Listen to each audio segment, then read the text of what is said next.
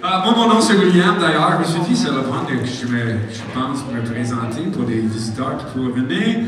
Et je suis bien content d'être avec vous dans ce matinée, j'aurais dit soirée de baptême, mais c'est pas une soirée pendant tout, c'est une matinée de baptême. Excusez-moi, je suis en retard. Et on voulait attendre que les gens puissent finir en bas dans le cours de Jean-Luc, puis devenir d'ailleurs un petit cours. Si vous êtes intéressé par le cours biblique, j'en parlais avec les autres, on va vous diriger. Et là, je pensais que c'était Mathieu qui commençait, je me demandais comment ça qu'il venait pas. Quand je me suis rendu compte que c'était moi qui commence. Et lui, il devait se demander comment ça se fait qu'on ne commence pas. Et que là, je commence. OK, le plan de culte ce matin, c'est que je vais faire une petite lecture biblique. Mathieu va venir nous expliquer un peu le sens des baptêmes, parce qu'on dit que c'est le fun avant de mettre du monde dans l'eau et les tremper, d'avoir une idée de pourquoi on fait ça. C'est quand même pas quelque chose de typique. J'ai vu une super vidéo de baptême, je pense que j'ai envoyé à la famille. Là.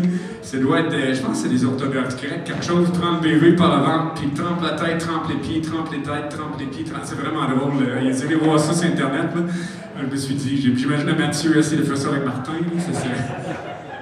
Non, mais donnez un petit peu de sens. Oh, excusez-moi, je suis un peu bouffon le matin. Donc, matinée de baptême. Super de journée, est-ce qu'on accueille, on reconnaît la confession des foi des gens, on les accueille parmi nous, dans l'Église, en reconnaissant la profession de foi. Donc après ça, on va avoir un chant baptême, un chant baptême, un chant baptême, un chant baptême, je pense que j'ai rendu à 4. Donc chacun des chants que on va chanter, c'est un choix spécial du baptisé.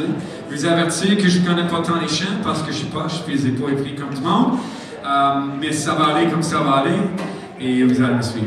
D'accord? Oui.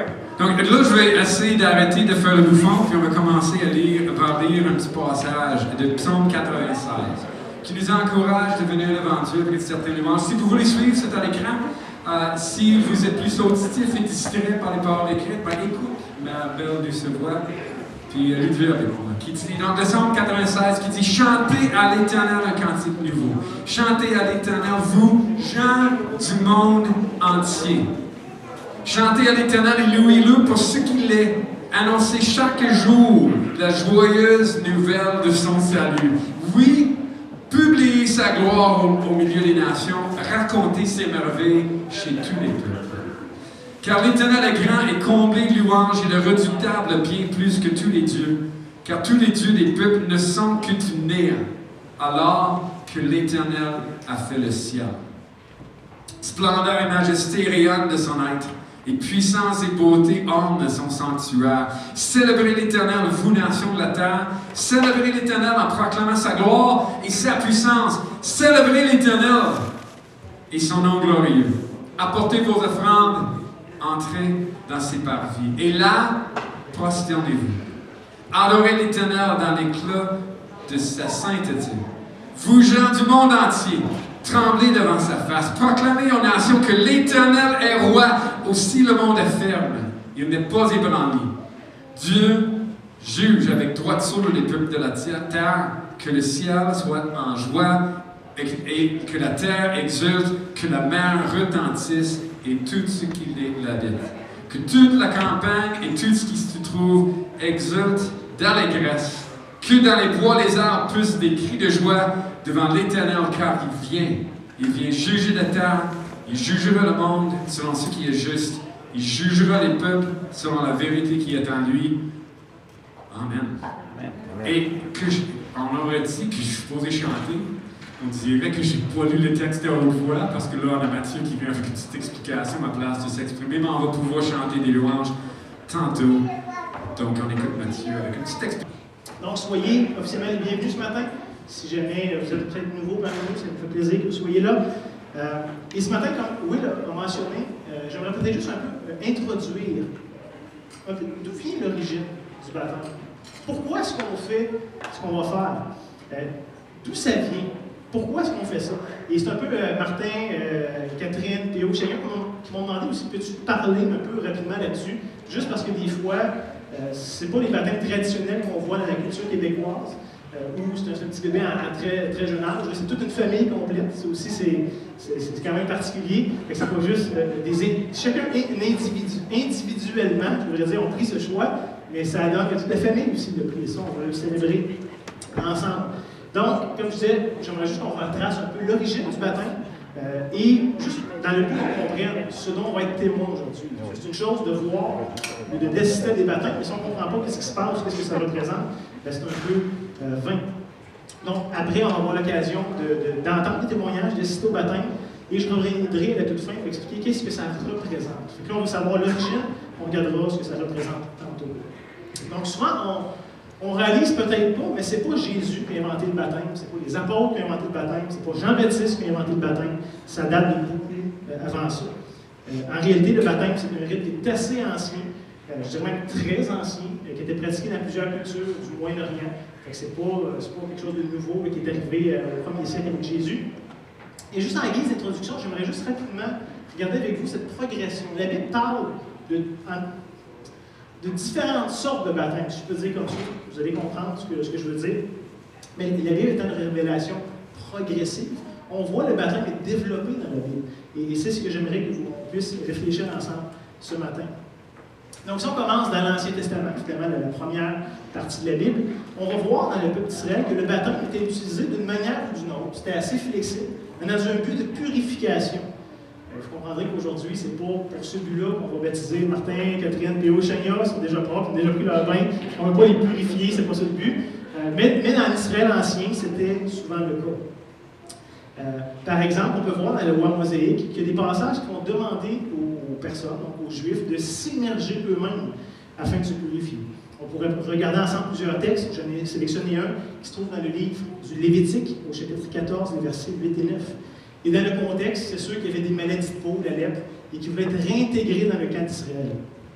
Donc, Dieu demandait, au verset 8, « Celui qui se purifie lavera ses vêtements, rasera tout son poil et se baignera dans l'eau. Et par la suite, il sera pur. Ensuite, il pourra entrer dans le camp, mais il restera 7 jours hors de sa tente. Le 7e jour, il rasera tout son poil, sa tête, sa barbe, ses sourcils. Il rasera tout son poil, il lavera ses vêtements, il baignera son corps dans l'eau, cette même idée, et il sera pur. » Donc, jusqu'au 1er siècle, pendant littéralement des centaines d'années d'Israël, c'était une pratique courante de purification. Les Juifs venaient se purifier des genres de petits bains, de petites piscines qui étaient mises à la disposition des gens dans les différentes villes et villages partout en Israël. Et donc, les gens s'auto-immergeaient dans l'eau et étaient déclarés cérémoniellement purs.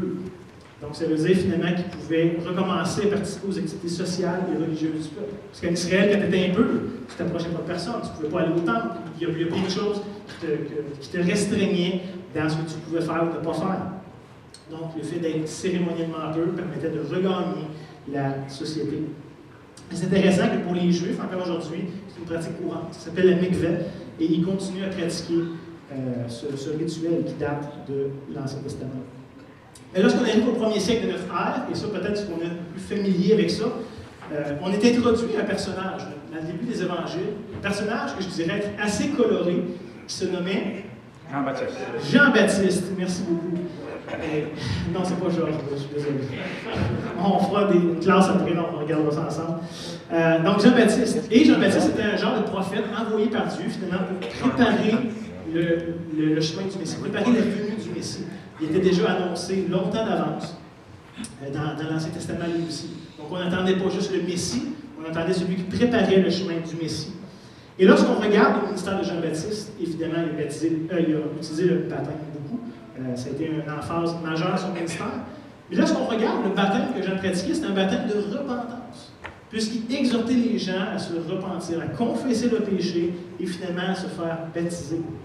On lit ça par exemple dans l'Évangile de Matthieu, au chapitre 3, les versets 1 et 2, où on voit, en ce temps-là, parut Jean-Baptiste, prêchant dans tout le désert de la Judée. Il disait, « Repentez-vous, car le royaume des cieux est proche. » Et si on regarde quelques versets plus loin, verset 5, « Les habitants de Jérusalem, de toute la Judée, de tout le pays, des environs du Jourdain, se rendaient auprès de lui, donc de Jean-Baptiste, et confessant leurs péchés, ils se faisaient baptiser par lui dans le fleuve du Jourdain. » Donc ça, ici, c'était le ministère de Jean-Baptiste.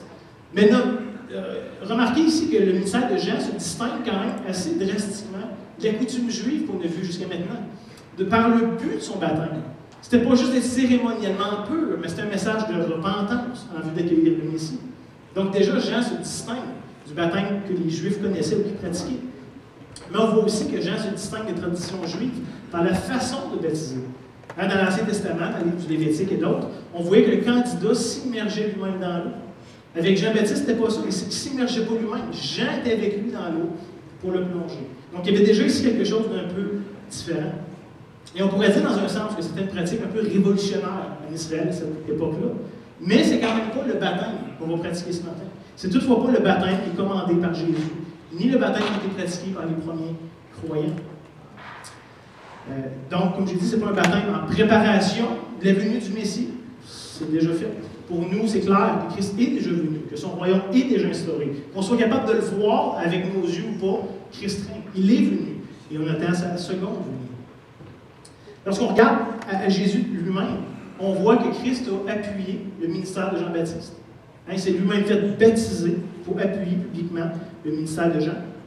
Et il a même encouragé ses disciples d'ailleurs à pratiquer le baptême de tous ceux qui se repentiraient de leurs péchés. On voit ça dans Jean chapitre 4, les versets 1 et 2. Mais comme je disais, ce n'est pas le baptême qu'on pratique aujourd'hui. Jésus va rechanger un peu le sens, ou mettre un peu plus d'emphase après sa mort, sa résurrection. Lorsqu'on lit évidemment ce texte bien connu de Matthieu 28, les versets 18 à 20, où Jésus s'étant approché, leur parlant ici, donc ici aux apôtres. Il va dire, tout pouvoir m'a été donné dans le ciel et sur la terre. Allez, faites de toutes les nations des disciples, les baptisant au nom du Père, du Fils et du Saint-Esprit. Et enseignez-leur à observer tout ce que je vous ai prescrit. Et voici, je suis avec vous tous les jours jusqu'à la fin du monde. Donc, si selon Jésus, le critère du baptême, c'est plus juste pour être pur cérémoniellement, c'est même pas d'avoir un cœur repentant, mais c'est d'être son disciple. Gros changement ici pour Jésus. D'être son disciple, c'est-à-dire de le suivre, de l'imiter, de le reconnaître comme étant le maître, en mettant en pratique tous ses enseignements. C'est plus nous qui décidons, maintenant c'est lui. Et notez ici que le commandement s'applique maintenant à tous les hommes de toutes les nations, et plus juste au peuple juif de l'Ancien Testament.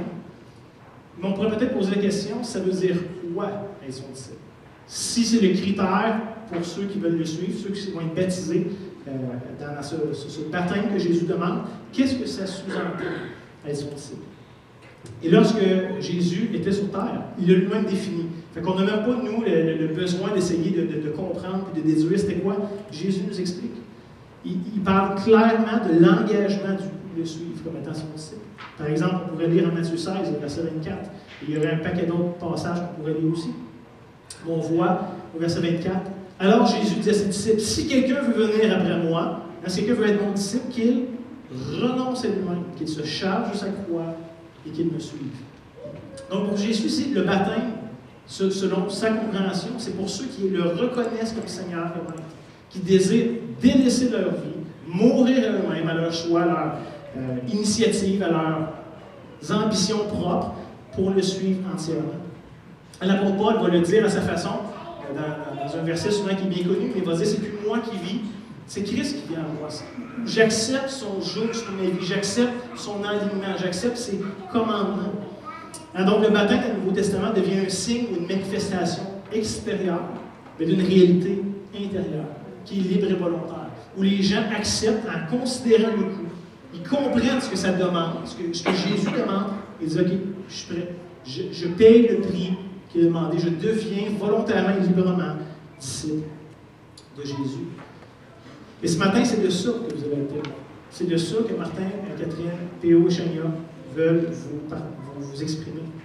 Qu'ils ont pris librement, volontairement, consciemment ce choix de suivre Jésus. C'est-à-dire de devenir son disciple, avec tout ce que ça implique. Et certainement des bonnes choses, et aussi des choses plus difficiles.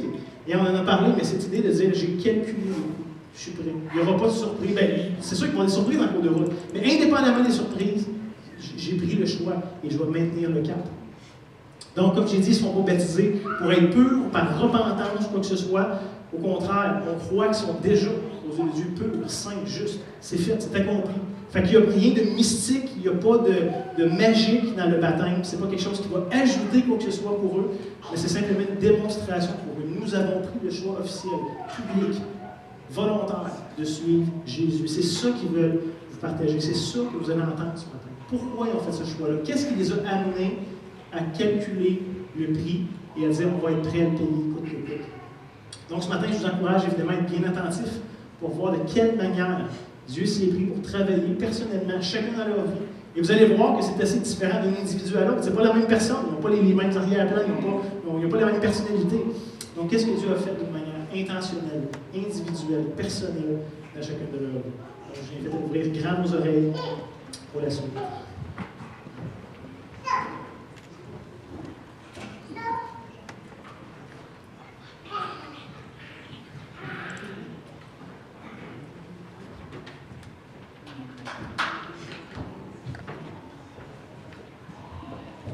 Comme je vous ai annoncé, pendant que Martin va se préparer, on va chanter un chant que Martin a choisi.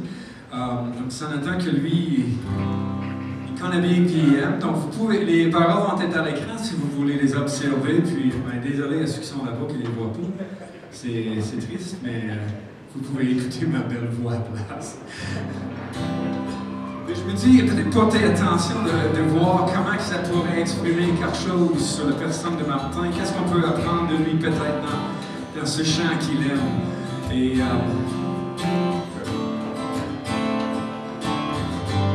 si vous connaissez, chantez avec moi. Sinon, peut-être chantez pas. Et lui, par qui tu es, affligé par qui je suis, j'ai besoin de ta grâce dans ma vie. J'ai cherché le bonheur ailleurs, tout ce monde ne m'apporte rien, mais toi, tu m'as donné ta vie.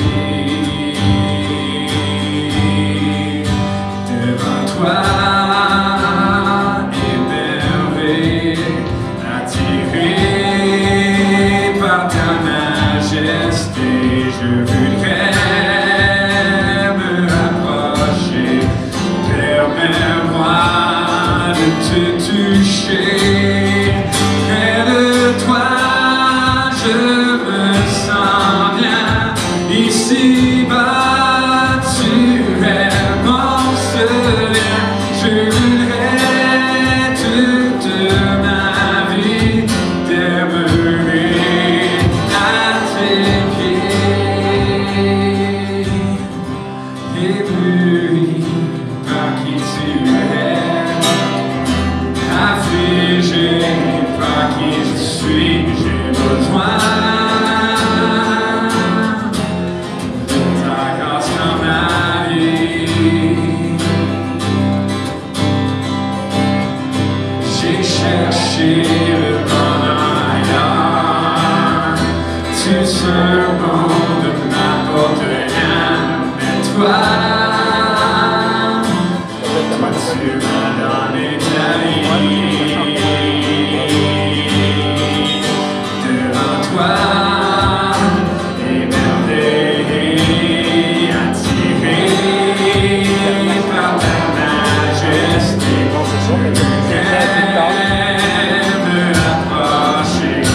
Permets-moi de te toucher.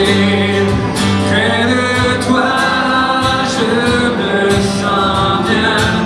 Ici-bas, tu es mon seul lien. Je voudrais toute ma vie demeurer à tes pieds. Près de toi, et près de toi, je me sens bien. Ici-bas, tu es mon seul lien. Je voudrais toute ma vie demeurer à tes pieds.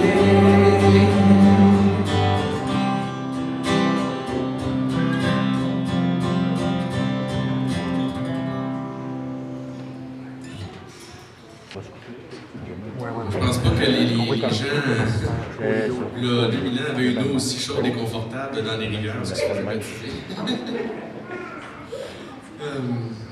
Donc, je suis très heureux d'être enfin rendu ici ce matin, moi et toute ma famille. Donc, c'est ça, très content, très ému d'être rendu ici, pour savourer ce moment avec vous ici présents. Donc, je commence.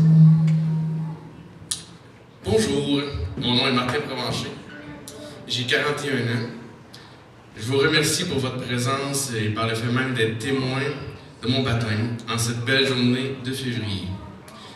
Laissez-moi maintenant la joie de vous expliquer pourquoi j'ai choisi de me faire baptiser à ce moment-ci de ma vie. J'ai vu le jour dans une famille de tradition catholique pratiquante, comme plusieurs personnes au Québec. Ma grand-mère maternelle était et est encore aujourd'hui, à 95 ans, un modèle de foi, de prière et d'amour. Dès l'âge de 5 ans, j'avais beaucoup de difficultés à m'exprimer, j'en ai encore. J'étais très timide et je commençais à souffrir d'anxiété généralisée et de troubles paniques. À 6 ans, j'étais déjà rejeté par les autres élèves et je vivais ce qu'on appelle aujourd'hui de l'intimidation. À 8 ans, l'ambiance familiale était devenue très tendue avec des cris, des sacs, l'autorité parentale sévère. Je me sentais comme dans une tempête psychologique à l'école, à la maison et à l'intérieur de moi. Bref, je n'étais bien nulle part. Nulle part sauf à un endroit. Mes parents m'obligeaient à les accompagner à l'église où ils servaient la messe. Je ne comprenais pas tout ce qui se disait, mais je comprenais que j'étais bien. Je me disais dans mon petit cœur, comme dans le chant que Will a joué, « Près de toi, je me sens bien, ici-bas, tu es mon seul bien. » À 8 ans, j'ai également vu pour la première fois la version longue, qui dure, je pense, 6 heures, de Jésus de Nazareth, dans la vieille télé noir et blanc de mon père au sous-sol, et je fus bouleversé. Je me suis épris de compassion fraternelle et d'amour filial envers la personne de Jésus. Et j'ai fondu en larmes en voyant la passion de notre Seigneur jusqu'à la croix. Et à chaque fois que je revois un film de Jésus quand il est sur la croix, je ne peux pas m'empêcher de pleurer. Ça a toujours été comme ça pour moi. Mon cœur comprenait que Christ était mon sauveur, sans que ma petite tête de 8 ans comprenne toute la théologie et l'ensemble de l'œuvre de Christ, le pourra-t-on un jour. De 9 à 12 ans, je me suis fait quelques amis, mais ma situation familiale et psychologique s'aggravait. C'est aussi à 11 ans que j'ai commencé à faire de la musique. 12 ans fut un point tournant de ma vie. L'âge auquel je fis comme le fils prodigue, j'ai voulu vérifier mon choix en allant voir ce qu'il y avait de l'autre bord de la porte de mon Père céleste. D'abord, j'ai choisi l'enseignement moral à la place de l'enseignement religieux catholique dans les années 90. Ce fut la pire année de ma vie à l'école comme étudiant. Je me suis retrouvé dans une classe de double doubleurs, délinquants et violents, qui m'ont pris comme cible de premier choix pour l'intimidation, me rouer de coups, de crachats et d'insultes. Mon père m'a fait découvrir un certain Jimi Hendrix et tout le genre rock classique. Et la guitare devint pour moi mon premier moyen d'extérioriser la souffrance que j'ai réprimée. Toujours cette année-là, j'ai pris conscience que le monde ne tournait pas rond et que les humains souffraient terriblement et profondément en silence la plupart du temps, tout comme moi. Dans mon orgueil, je me suis dit très bien. Dans la petite tête de 12 ans, moi je me suis dit, je vais vivre un des pires fléaux de mon temps et du lieu où je suis. Je vais m'en sortir. Après quoi, j'aurai du véhicule que je pourrais utiliser dans mes futures compositions et dans mes écrits, parce que je pensais que j'écrirais des livres quand je serais plus vieux. Je suis plus vieux, j'écris pas de livres, mais bon. Et c'est ça ma façon d'essayer de rendre ce monde un peu meilleur, que je me disais. Ce sera l'héritage que je léguerai à l'humanité à travers mon bref passage sur Terre. Grosse erreur de penser qu'on va prendre part à l'enfer et qu'on s'en sort par soi-même. Avec quelques amis, toujours à 11-12 ans, je commençais donc à consommer de la drogue, de la cigarette, à me saouler, à faire le party. À cet âge déjà, à ce jeune âge déjà, je savais malgré tout que je désirais me marier, trouver une femme et l'aimer pour toujours. Mais les filles, elles, ne voulaient rien savoir de moi. Je trouvais donc du réconfort dans la pornographie. De 12 à 24 ans, j'ai donc recherché la vérité. J'ai recherché dans la science et la philosophie. J'ai trouvé des théories sur tout, c'est la théorie de la relativité, les théories sur la vie et tout. J'ai trouvé des théories, mais aucune vérité. À 17 ans, j'ai fait une psychose toxique. Mon cerveau est resté enclenché dans un mauvais buzz de drogue pendant 1 an et demi. J'ai eu très peur, je pensais que je devenais schizophrène. J'ai arrêté la drogue 2 ans à ce moment-là. J'ai eu 2 ou 3 blondes à l'adolescence, mais elles ne m'aimaient pas. Je n'étais pas aimable selon elles. Pendant ce temps, la situation familiale était devenue complètement invivable et très toxique. de 17 à 19 ans, j'ai vécu des événements particulièrement blessants sous une autorité excessive. Il m'est arrivé à quelques reprises de sortir de la maison pour aller pleurer amèrement dans le froid de l'hiver. Et à la moindre anicroche, je me faisais menacer de retrouver mes choses sur le bord de la rue dans des sacs poubelles. Je rencontrais encore une fille à ma fête de mes 19 ans, de laquelle je m'étais épris. Étant exaspéré de vivre dans un contexte de violence psychologique perpétuelle, quoique j'aime mes parents de tout mon cœur, et eux aussi. Je suis parti de la maison en catimini en disant à ma sœur « Donne ça à papy, maman. Ils vont comprendre. » C'était la clé de la maison. Je suis donc parti de la maison à 19 ans, chez les parents de ma blonde du moment, pas prêt, psychologiquement brisé, au milieu d'un deck que j'ai dû interrompre à mi-chemin, parce que j'ai manqué d'argent et que les gars de ma classe au cégep me prenaient eux aussi, encore une fois, comme souffre-douleur, rejet et sujet de premier choix à intimider. Je pensais avoir trouvé l'âme sœur dans cette jeune femme. J'emménageais avec elle dans un loyer, mais pour résumer, j'ai excessivement souffert de cette relation très malsaine. Alors j'ai rompu avec elle et je me suis dépêché de me venger en enchaînant les relations et à recommencer à prendre de la drogue comme jamais auparavant, à m'auto-détruire. 2 ans plus tard, à 22 ans, en 2002, excusez. On est en 2022, on a 20 ans, en 2002. Tout allait de mal en pire et j'étais à ce moment encore dans une relation malsaine. Mais la cause, cette fois-ci, c'était moi.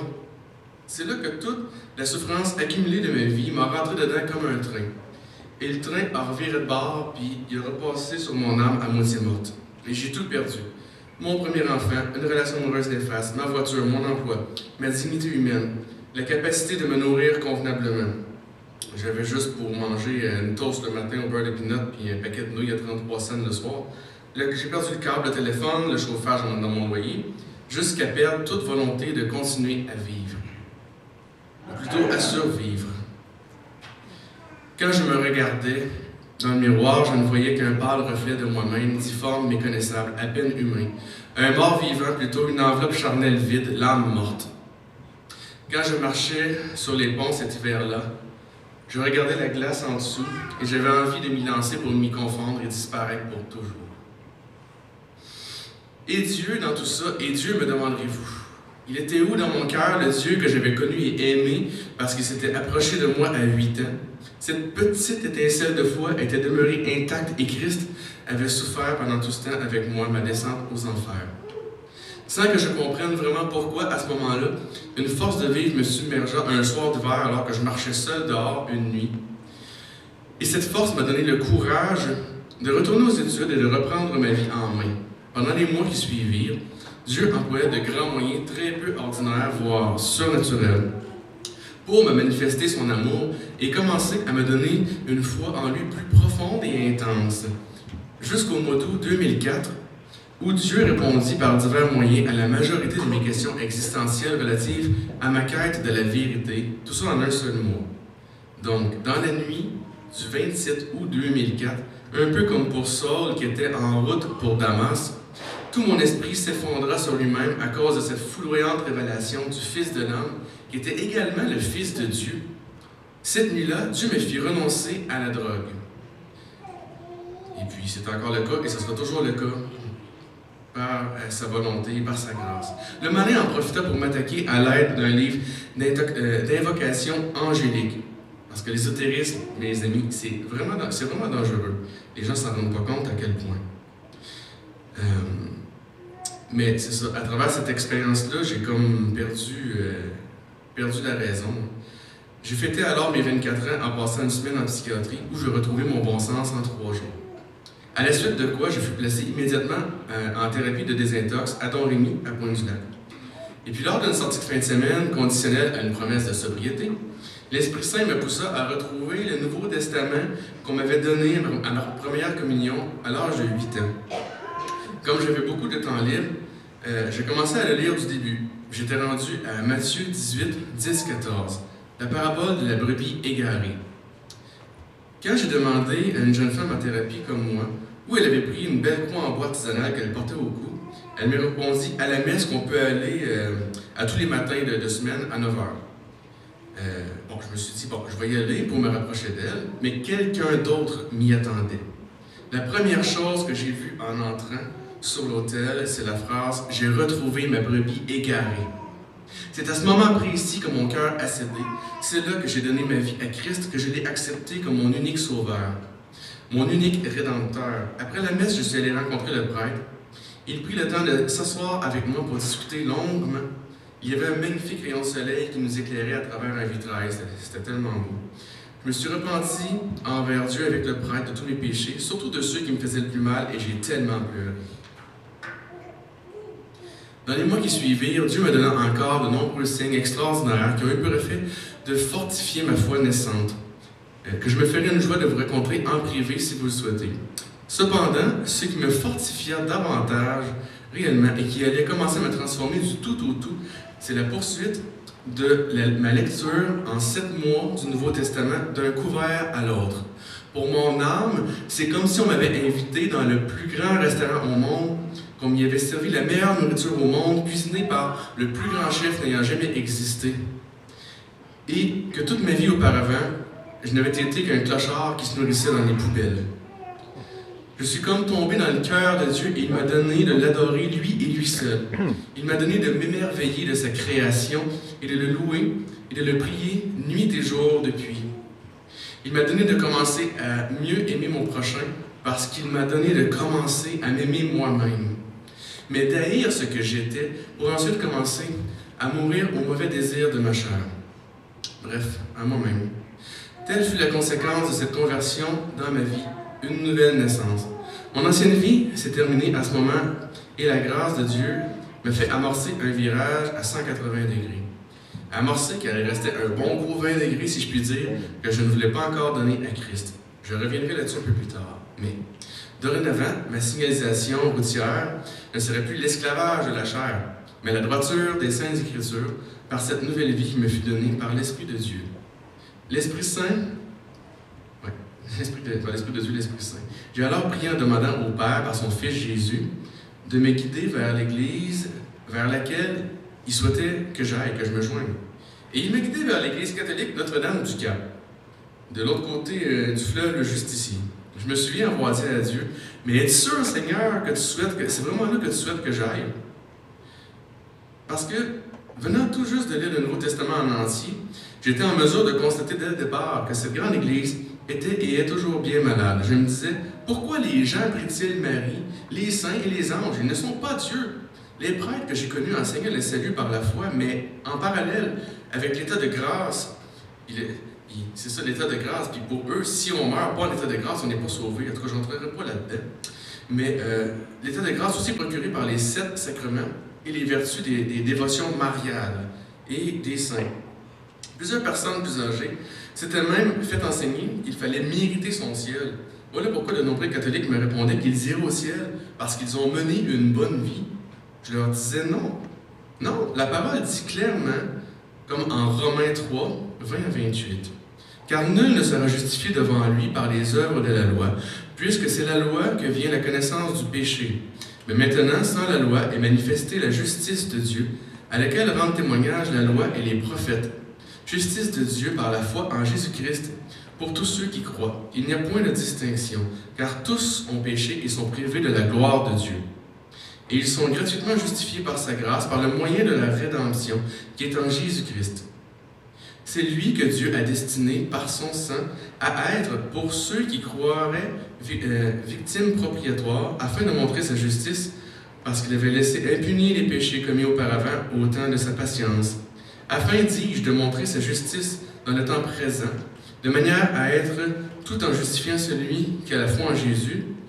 Où donc est le sujet de se glorifier? Il est exclu. Par quelle loi? Par la loi des œuvres? Non, mais par la loi de la foi. Car nous pensons que l'homme est justifié par la foi sans les œuvres de la loi. Je compris alors que Dieu souhaitait m'utiliser pour évangéliser de nombreux catholiques sur la seule source de salut qui soit, celui en Jésus-Christ, le Fils de Dieu, le seul sauveur de l'humanité. Ce que je fais encore régulièrement, à l'aide de, par exemple, Galates 5, 4. Vous êtes séparés de Christ. Vous tous qui cherchez la justification dans la loi, vous êtes déchus de la grâce. Encore, en Galates 2, 16. Néanmoins, sachant que ce n'est pas par les œuvres de la loi que l'homme est justifié, mais par la foi en Jésus-Christ, nous aussi, nous avons cru en Jésus-Christ afin d'être justifiés par la foi en Christ et non par les œuvres de la loi, parce que nulle chair ne sera justifiée par les œuvres de la loi. C'est tellement clair que je pourrais continuer, je vais m'arrêter là, mais je pourrais continuer avec, par exemple, Galates 2, 21, Éphésiens 2, 8 et 9, dans Actes des Apôtres 13, 39, dans les Épîtres aux Romains aussi, Romains 8, 3, Romains 9, 16, Romains 11, 6.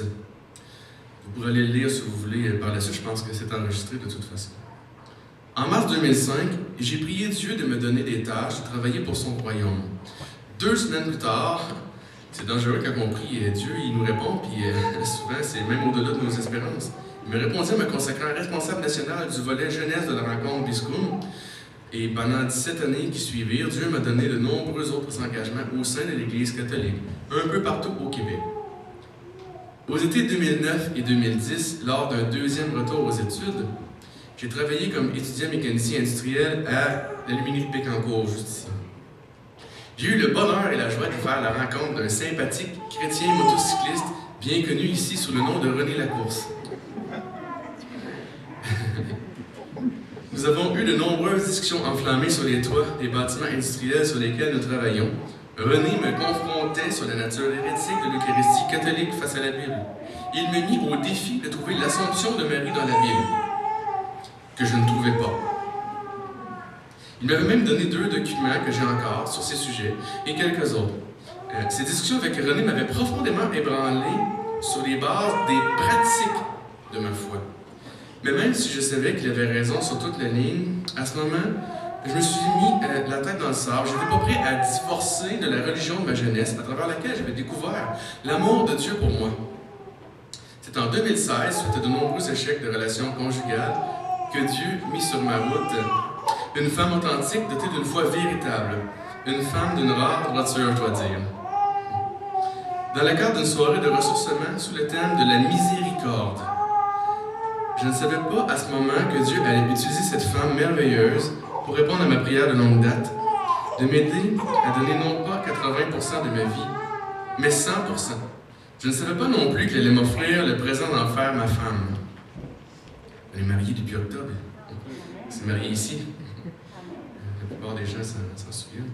En réponse à ma prière, fait 30 ans plus tôt.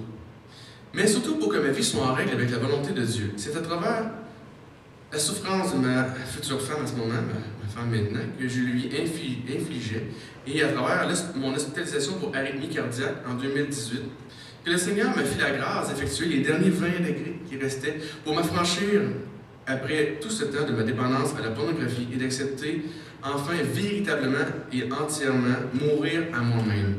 Et sur tous les aspects de ma vie, toutes les petites choses qui pouvaient rester, et d'ainsi compléter le virage à 180 degrés amorcé 14 ans plus tôt. Et enfin, emprunter le chemin étroit qui mène à la vie et de commencer à vivre l'enseignement de Éphésiens 4, 17 à 24, par la grâce de Christ qui est. Voici donc ce que je dis et ce que déclare dans le Seigneur, c'est que vous ne devez plus marcher comme des païens qui marchent selon la vanité de leurs pensées. Ils ont l'intelligence obscurcie, ils sont étrangers à la vie de Dieu, à cause de l'ignorance qui est en eux, à cause de l'endurcissement de leur cœur, ayant perdu tout sentiment, et se sont livrés à la dissolution pour commettre toute espèce d'impureté jointe à la cupidité. Mais vous, ce n'est pas ainsi que vous avez appris Christ, si, du moins, vous l'avez entendu, et si conformément à la vérité qui est en Jésus, c'est en lui que vous avez été instruits à vous dépouiller, eu égard à votre vie passée, du vieil homme qui se corrompt par les convoitises trompeuses, à être renouvelé dans l'esprit de votre intelligence, et à revêtir l'homme nouveau, créé selon Dieu, dans une justice et une sainteté que produit la vérité. En 2019, l'Esprit Saint me conduisit sur une chaîne YouTube. C'était quelques mois après mon hospitalisation pour arythmie qui était très difficile. Cette chaîne nommée AOC, pour Ambassador of Christ Network, C'est une chaîne animée par un jeune pasteur baptiste américain produisant du contenu multimédia de qualité qui enseigne, selon moi, avec justesse et approfondissement sur plusieurs sujets bibliques rarement abordés par les nombreux prêtres que j'avais reçus quelques enseignements. Ce rapprochement vers la vérité sur la parole de Dieu a renouvelé mes forces comme jamais pour faire cheminer l'homme renouvelé par l'Esprit Saint. Puisqu'après la naissance, on n'arrête pas de grandir. On commence tout juste à découvrir la vie. En 2020, avec l'arrivée de la pandémie dans nos vies et du confinement, comme nous avions que du temps libre, j'en ai profité avec ma femme et ma petite famille pour approfondir notre foi en étudiant la parole de Dieu et en assistant à de nombreux enseignements en ligne, en écoutant de nombreux films chrétiens et en animant quelques temps de louanges en famille, par Zoom, Facebook Live ou YouTube, diffusant sur YouTube.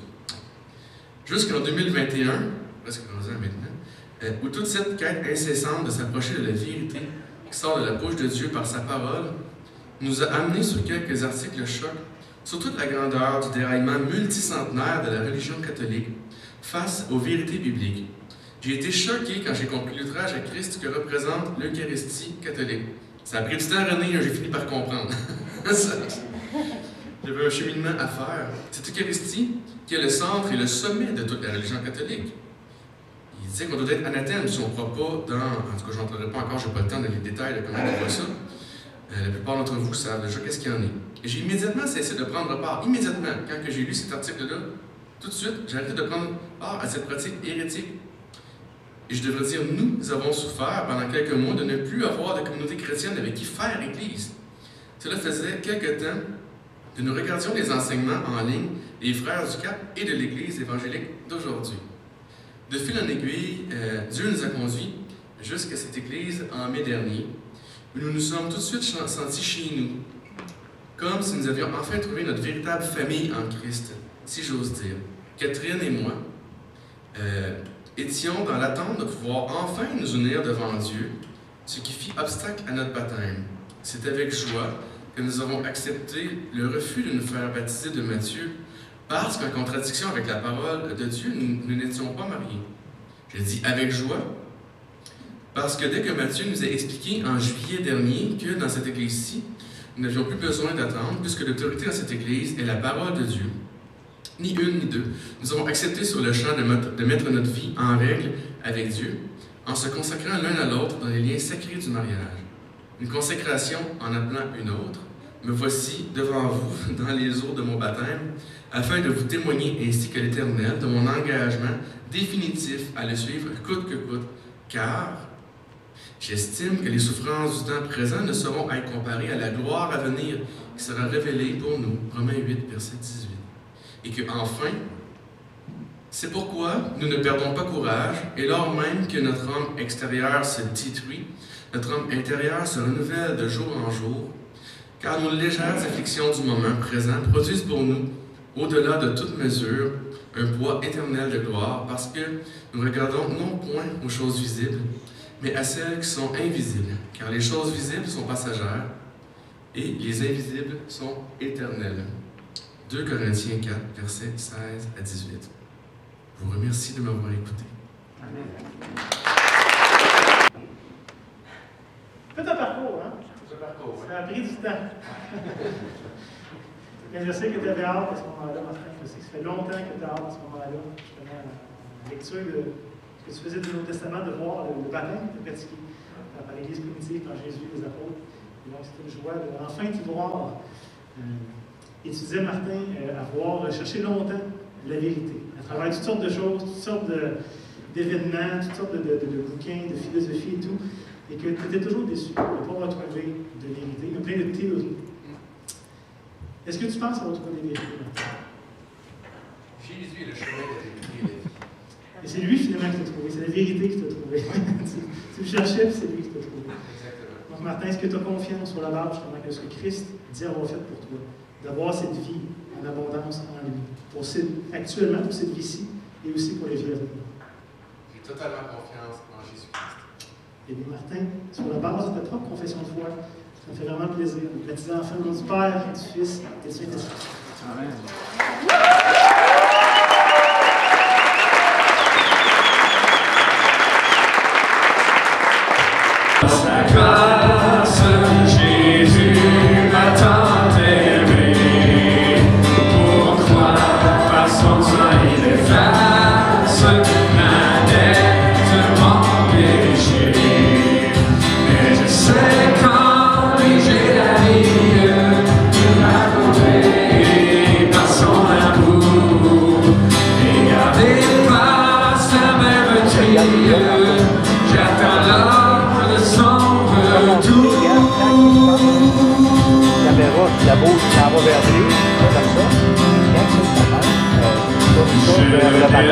C'est quand la lumière éclaire tout mon cœur. Comment j'ai compris la misère et reçu mon sauveur. Et je sais quand j'ai la vie, il m'a sauvé par son amour. Et gardé par sa même meurtrière, j'attends l'heure de son retour.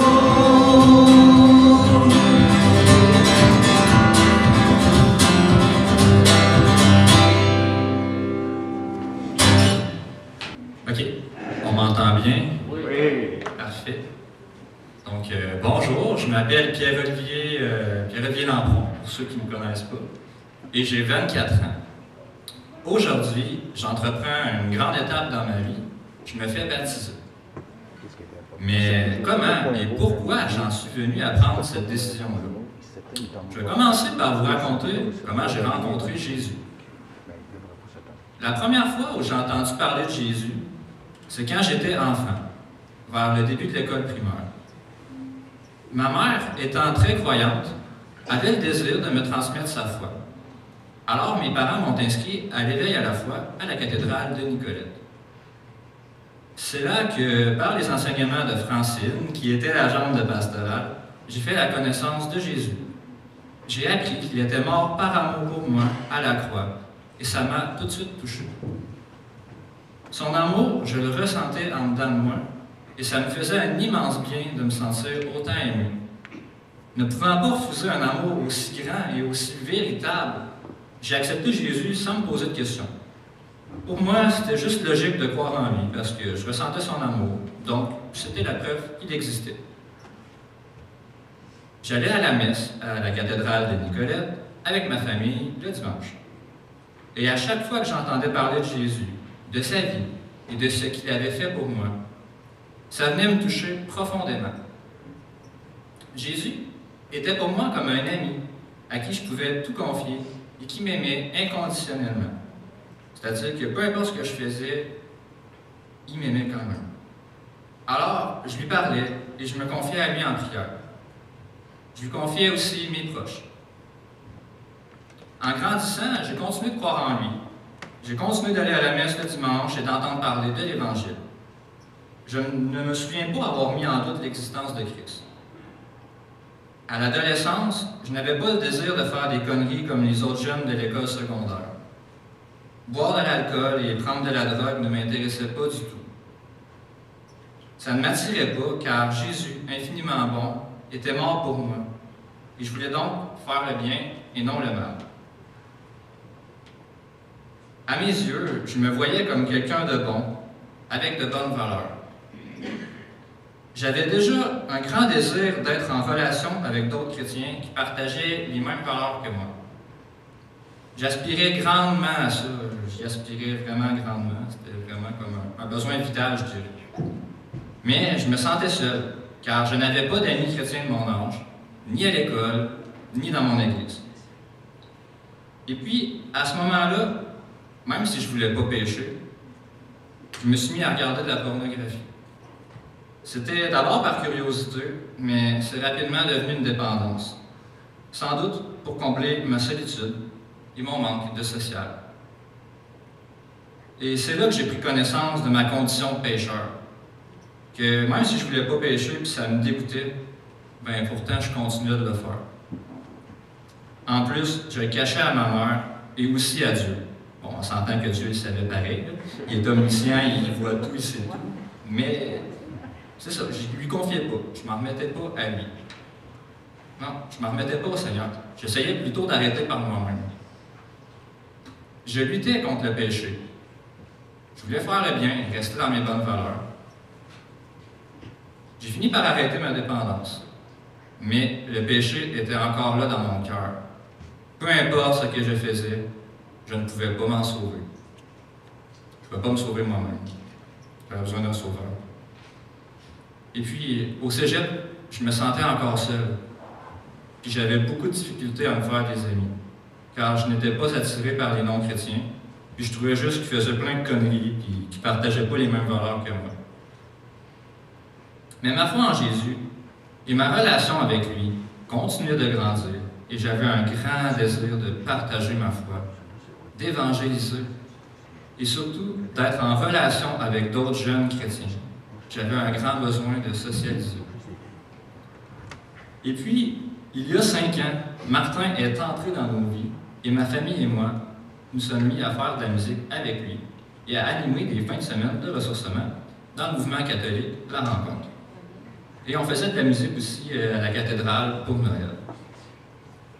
Je pouvais enfin partager ma foi en utilisant mes dons en musique au travers de mon piano et de ma voix. Lors d'un rassemblement de La Rencontre, une vidéo de Sam Parle nous a été présentée. Pour ceux qui ne le connaissent pas, Sam Parle, c'est un jeune homme québécois, dans le fond, qui fait des vidéos sur YouTube et Facebook, dans lesquelles il explique l'Évangile dans un langage adapté pour les Québécois. Donc c'est ça, c'est vraiment l'Évangile par un Québécois pour des Québécois, c'est ça son slogan. Puis, dans son vidéo là, que j'ai vu à ce moment-là, il mettait beaucoup l'accent sur le fait que nous méritons tous l'enfer, car nous sommes tous pécheurs devant Dieu. Mais que Christ, et c'est ça la bonne nouvelle, Christ est mort à la croix pour nous racheter, et que ce n'est seulement qu'en croyant en lui qu'on peut être sauvé. Ça m'émouvait d'entendre la bonne nouvelle racontée de cette manière-là. De mieux comprendre ce que Jésus avait fait pour moi, le fait devenir encore plus grand et glorieux dans mon esprit. Aussi, je me suis mis à aller à Cap Jeunesse, le groupe de jeunes chrétiens au sanctuaire Notre-Dame du Cap, au Cap de Madeleine, dans le but de pouvoir partager ma foi et de rencontrer d'autres chrétiens de mon âge. Je suis allé avec ma sœur à une activité de danse rock. Vous allez me dire, c'est quoi le rapport entre la danse rock et la foi? En tout cas, il faisait des activités là, comme ça, là, pour qu'on puisse fraterniser entre jeunes. Donc, c'est ça, je suis allé à une activité de danse rock. Ensuite, on a su qu'ils offraient des activités durant l'été, comme des feux de camp, des soirées cinéma, etc. Donc, on a continué d'aller à leurs activités. Puis de fil en aiguille, ensuite, on est devenu bénévole et on a finalement travaillé là-bas. Au début, j'étais vraiment heureux de faire enfin la connaissance de jeunes chrétiens et de pouvoir m'impliquer au niveau de la foi. À ce moment-là, j'ai animé la messe des jeunes avec l'équipe de liturgie. Mais j'ai fini par me rendre compte que la plupart des jeunes qui étaient là n'étaient pas vraiment chrétiens. Par exemple, certains étaient là parce qu'ils voyaient que la foi apportait quelque chose aux autres, mais ils n'étaient pas croyants. Il y avait des gens qui venaient seulement pour prendre la communion. Sinon, ils n'étaient pas présents. Certaines personnes croyaient plus en Marie qu'en Jésus. Puis il y avait même une fille qui croyait que Jean-Baptiste était plus haut que Jésus. Puis dans la Bible, ça dit « Je ne suis pas digne de délier la courroie de ses sandales. » Ouais, il y a un problème, tu sais. Fait que là, je commençais à me poser des questions. Comment ça? Il y a du monde qui pense ça. Ils ne sont pas croyants. En plus, à l'été suivant, on m'a affecté aux visites guidées, alors que moi, je voulais travailler là pour m'impliquer au niveau de la foi. Fait que ça ne rejoignait pas trop mes objectifs. Donc, ma motivation baissait énormément. Et puis, la pandémie était arrivée, et mon emploi à Cap Jeunesse s'est terminé à la fin de l'été, car le sanctuaire n'avait pas le budget pour nous garder. J'avais aussi quitté mon emploi d'adjoint administratif dans un organisme d'alphabétisation populaire, car je n'étais pas motivé par l'administration. À ce moment-là, je déprimais, j'étais négatif et démotivé. Ne sachant pas trop ce que j'avais envie de faire de ma vie, j'ai pris une année sabbatique et j'ai commencé un cheminement chrétien avec Kim, l'agente de pastorale à la cathédrale de Nicolet. Ce cheminement consistait à méditer sur des passages bibliques et à voir Dieu dans tous les aspects de ma vie, même dans des tâches quotidiennes banales. J'ai donc commencé à prendre plus de temps pour moi, pour faire des choses que j'aime et reconnaître la présence de Dieu dans toutes les petites choses de la vie. Mais même si ma relation avec Dieu grandissait, je continuais de me sentir seul et d'avoir cet immense besoin de faire Église avec d'autres jeunes chrétiens de mon âge. Je réalisais que je ne pouvais pas vivre l'Évangile en étant seul et isolé du monde. Faire l'Église était un besoin vital. Et en plus, les mesures sanitaires de la pandémie m'empêchaient d'entrer en relation avec les autres, ou du moins, ça m'aidait pas. Alors, je suis retombé dans ma dépendance à la pornographie. Et même si je ne croyais pas trop au principe des rencontres en ligne, je me suis inscrit sur des sites de rencontres chrétiens et aussi non chrétiens, dans l'espoir de trouver une jeune chrétienne de mon âge. Mais je n'ai eu aucune réponse et je n'ai fait aucune rencontre sur ces sites. J'aspirais à quelque chose de bon, mais je le comblais par des mauvaises manières. Donc je ressentais un grand vide et du désespoir. Visiblement, Dieu fermait toutes les portes parce qu'il voulait que je le cherche lui d'abord. Ce verset qu'on peut lire dans Matthieu 6,33 résonnait en moi. Cherchez premièrement le royaume et la justice de Dieu, et toutes ces choses vous seront données par-dessus. Et puis, j'ai eu une inspiration, je crois que ça venait de l'Esprit Saint, qui me disait d'aller voir chez les chrétiens évangéliques. Je ne connaissais pas grand-chose des évangéliques, à part ça me parle, et leur chant au goût du jour est dynamique, car on les faisait dans nos animations musicales, et j'aimais bien en écouter. J'avais rencontré Francis, un jeune chrétien évangélique, à une activité à Cap-Jeunesse. Alors, je me suis dit que je pourrais le contacter. Après avoir continué de m'obstiner à chercher une jeune chrétienne sur les sites de rencontres, alors que je n'avais aucun succès, j'ai fini par m'en remettre enfin à Dieu et par faire sa volonté et non la mienne. Mais j'avais la tête dure, ça a pris du temps avant que je m'en remette vraiment à lui. J'ai donc contacté mon ami Francis, qui m'a posé quelques questions pour savoir si je me reconnaissais comme un pécheur qui mérite l'enfer et si je croyais que c'est par la foi seule en Jésus que j'étais sauvé et non par mes œuvres. J'ai répondu « Oui, je suis pécheur comme tout le monde et c'est par ma foi en l'œuvre de Jésus à la croix que je suis sauvé et non par mes œuvres. »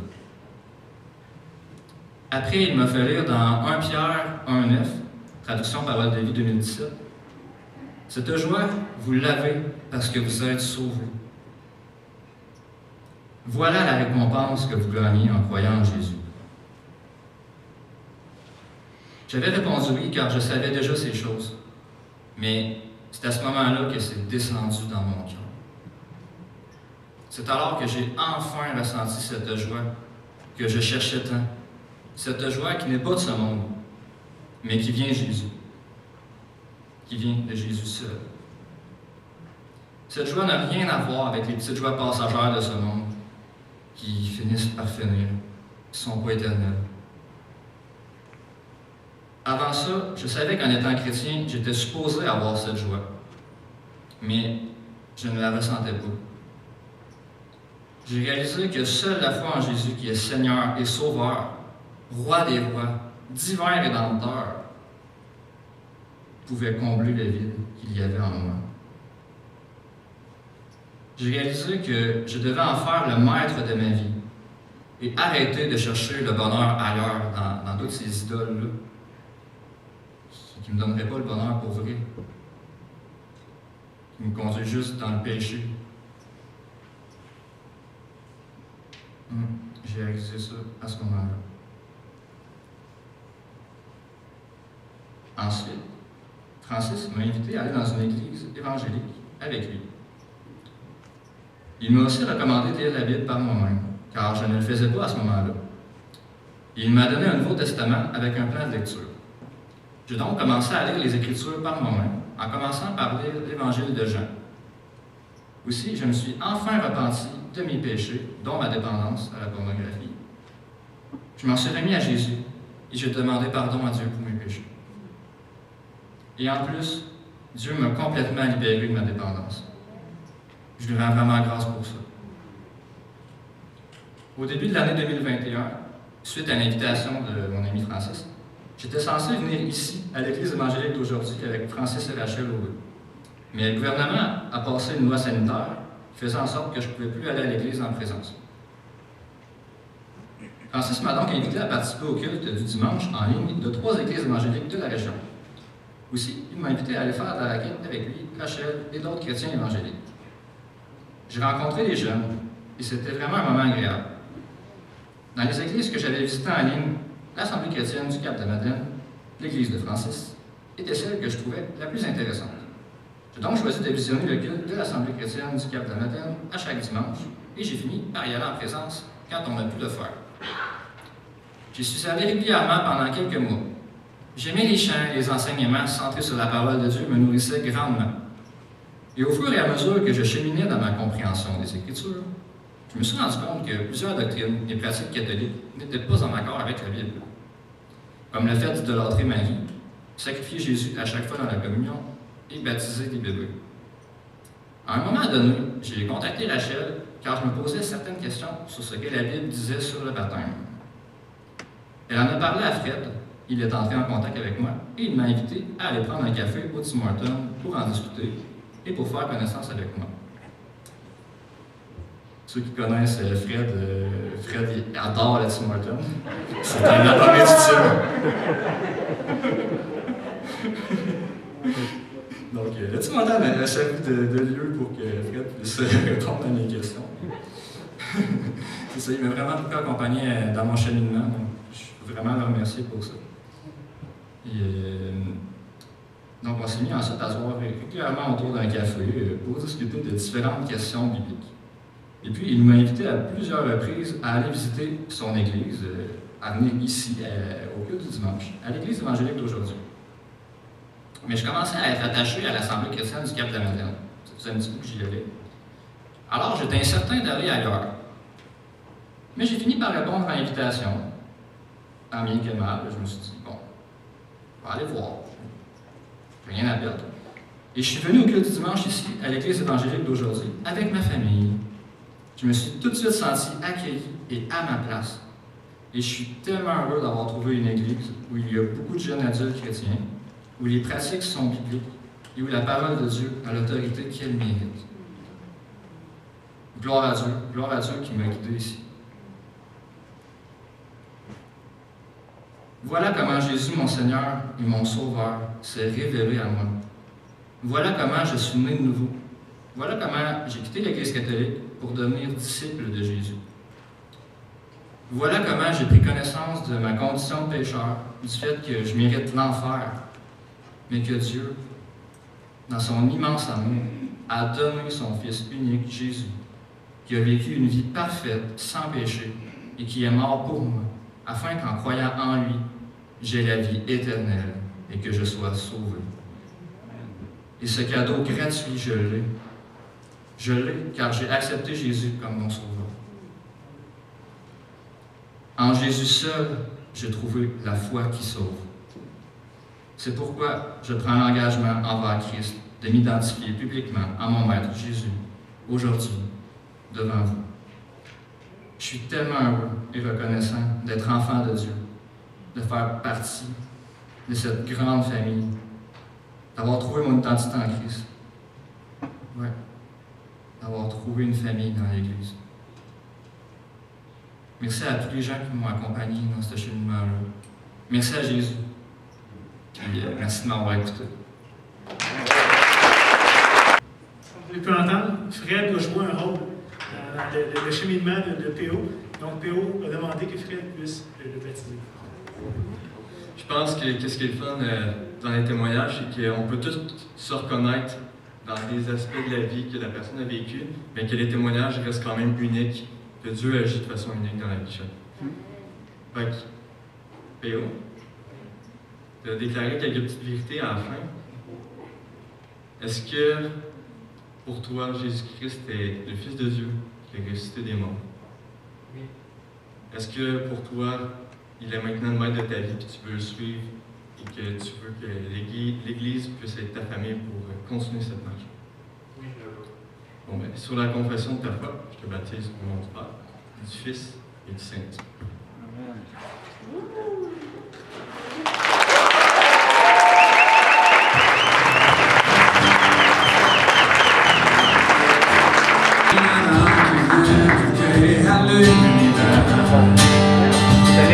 Bien avant l'esprit qui traîne sur la terre.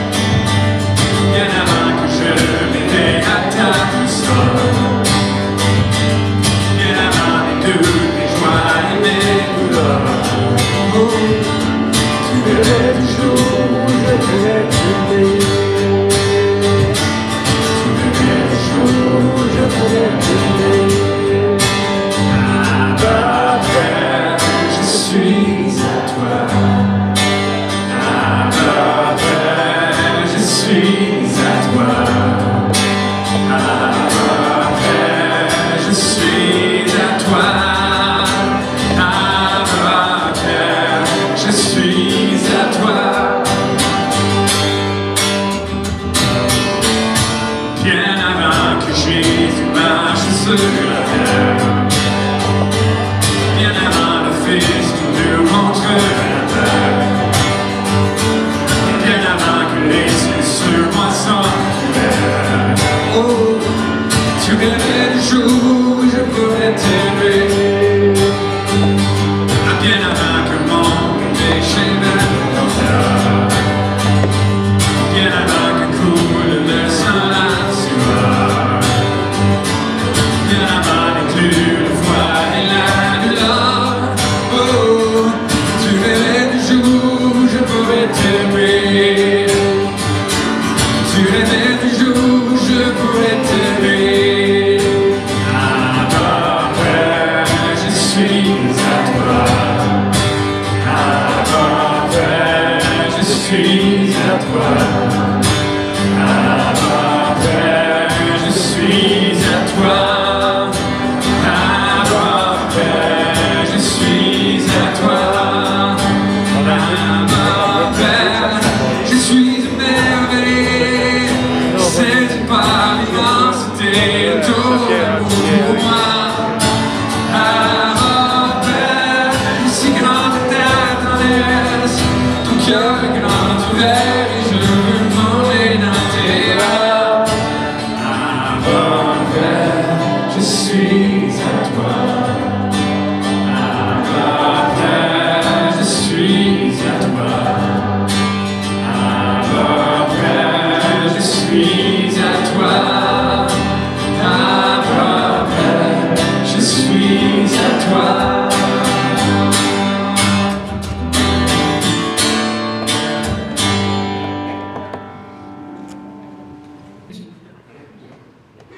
Bonjour, mon nom est Catherine Prince et j'ai 48 ans. Je vous remercie de votre présence à mon baptême ce matin. Je vais vous partager pourquoi et comment j'en suis venue à vouloir me faire baptiser. Je vais débuter par le commencement de ma relation avec Dieu. En fait, je ne me rappelle pas ma vie sans Dieu. Dès la maternelle, très naturellement, comme les besoins vitaux de se nourrir et de dormir, je parlais avec Dieu et je le priais. Pour moi, l'existence de Dieu, c'était clair comme 1 plus 1 égale 2. Il m'habitait et m'accompagnait dans mon quotidien. Je suis née dans une famille catholique et nous allions à l'église le dimanche.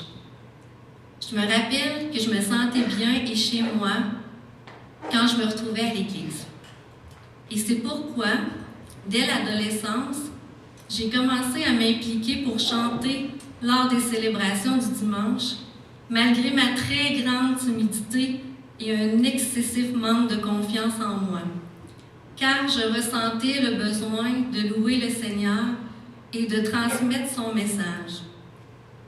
Mon père était un modèle de foi pour moi, car au-delà d'assister aux célébrations le dimanche, je pouvais voir son amour pour le Seigneur dans tout ce qu'il faisait au quotidien, par le service envers sa famille et son prochain.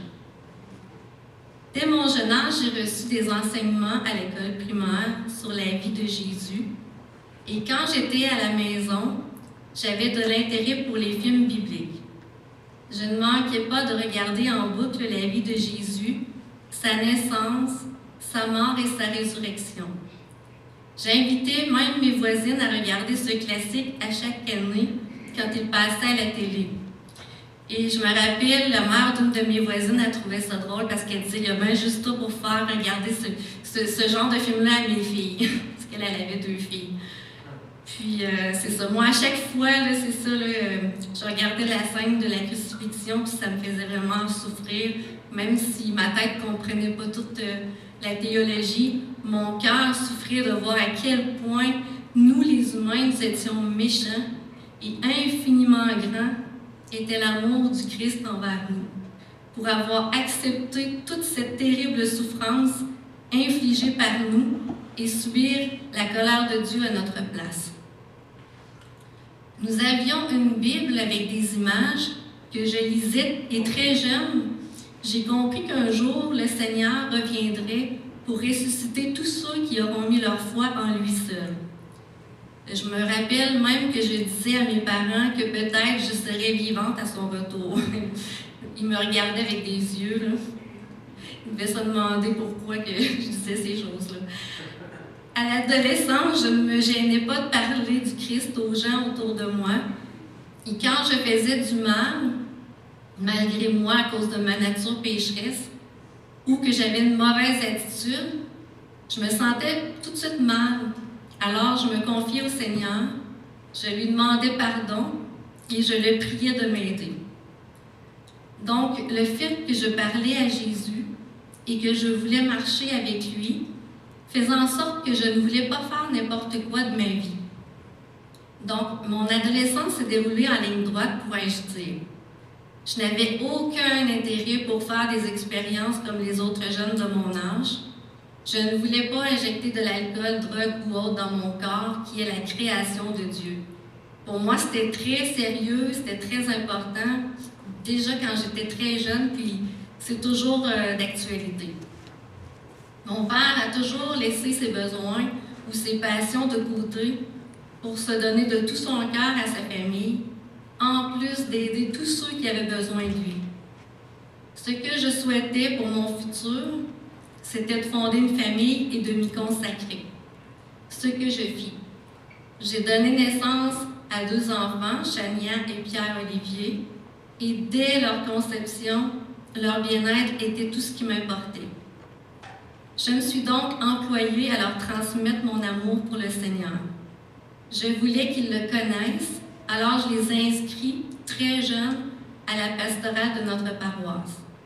Je leur parlais du Christ quotidiennement et je priais pour eux afin qu'ils développent une relation avec notre Sauveur.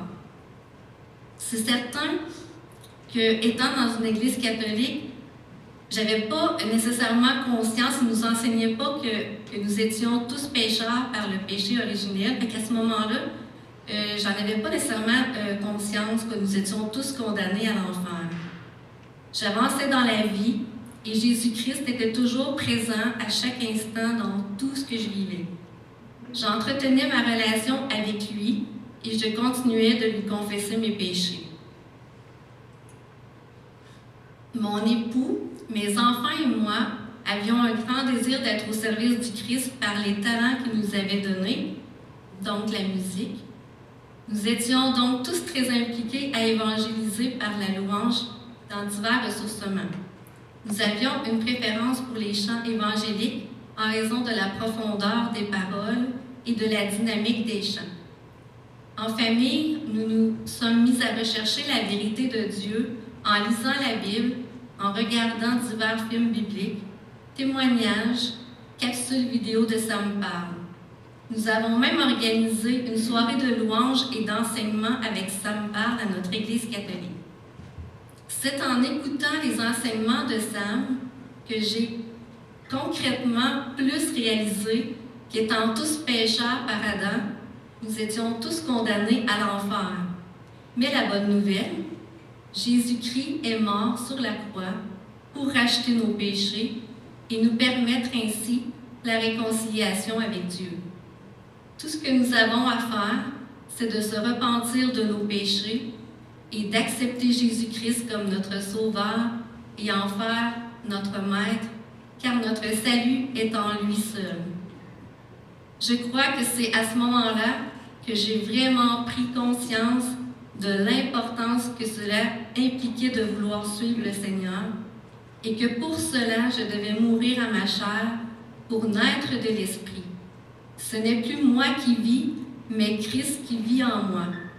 Moi qui avais toujours été en relation avec Dieu, c'est certain que je voulais le suivre dans tout ce que cela impliquait. C'est pour cela que j'ai choisi le chant Abba Père, car j'appartiens à Dieu, je suis à lui. À partir de cette prise de conscience, de vivre pour le Christ, le processus de mourir à moi-même se faisait petit à petit en moi. Mes enfants, mon époux et moi, nous sommes donc mis à demander quotidiennement dans nos prières que le Seigneur envoie son Esprit Saint nous guider et nous éclairer sur sa vérité et non sur les interprétations humaines, car nous voulions suivre l'autorité de Dieu que nous retrouvons dans les Saintes Écritures. Mon fils avait une grande souffrance dans l'Église catholique locale où nous allions. Il ne pouvait pas faire Église avec des jeunes de son âge. Mes enfants ont donc été faire du bénévolat à Cap-Jeunesse, ce qui les amena à faire amitié avec un nouveau converti évangélique qui lui aussi était musicien. Nous avons donc été invités à son église évangélique au Cap-de-la-Madeleine. Et par la suite, d'autres amitiés de mes enfants nous ont amenés ici, à votre église. Et dès le premier culte dont nous avons assisté au printemps dernier, nous avons trouvé tout ce qui nous manquait. Des frères et sœurs en Christ pour faire Église, des enseignements bibliques dont l'autorité est la parole de Dieu, une place importante pour la louange et depuis, nous venons assister au culte tous les dimanches et nous voulons éventuellement même être membres de cette Église. Nous avons reçu en famille un enseignement sur la véracité de la Bible et sur le baptême biblique. L'enseignement sur la véracité de la Bible nous a été donné par un sympathique chrétien de cette Église, M. René Lacourse. Aujourd'hui, je suis prête à vivre le baptême tel que les Écritures nous le recommandent. Je vais dire mon oui à marcher avec le Seigneur, à être une disciple du Christ et à obéir à ses commandements devant vous tous ici présents. Merci pour votre présence et merci au Seigneur. Amen.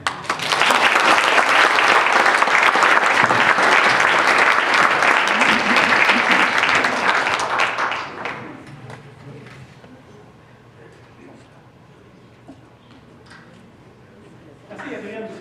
Ça a bien été? Je sais que tu avais un petit stress, tu étais là. Tu as vraiment bien fait ça. Et c'est bon de voir comment le Seigneur a su te garder à travers ta vie. On a entendu que des fois, il y a des gens qui s'éloignent de toutes sortes de choses, mais que toi, tu es resté quand même dans ce qu'on appelle les droits chemins, que Dieu t'a préservé jusqu'au moment où tu as vraiment été connaître. Oui, c'est une grâce, effectivement. Donc, Catherine, est-ce que tu as l'assurance d'avoir été trouvé en Christ et que, à cause de ce qu'il a fait pour toi, tu étais maintenant et pour toujours? Ah oui, c'était oui, même avant que je comprenne toute la théologie, c'était Oui. encore plus oui. Est-ce que tu t'engages que malgré les épreuves, le coup, tout ce que la vie nous réserve, on ne sait pas de quoi demain est fait, mais à persévérer pour que te suivre? Totalement. Super. Bien, Catherine, sur la confession de ta foi, c'est avec joie qu'on baptise au nom du Père, du Fils et du Saint-Esprit.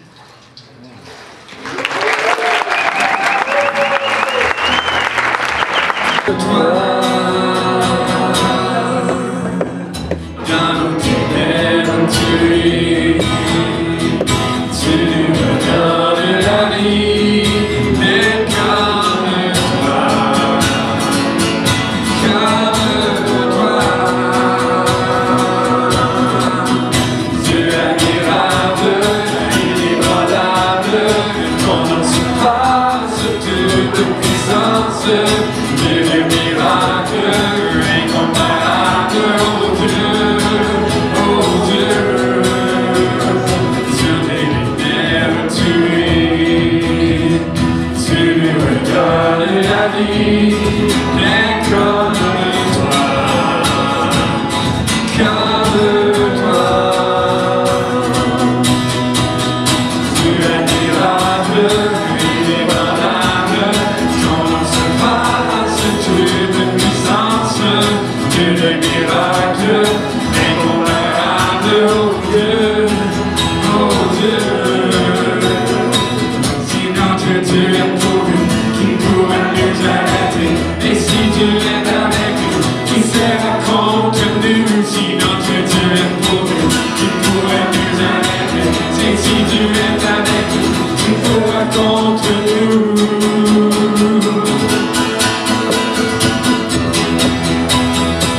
Qui sera contre nous? Il me manque un verre.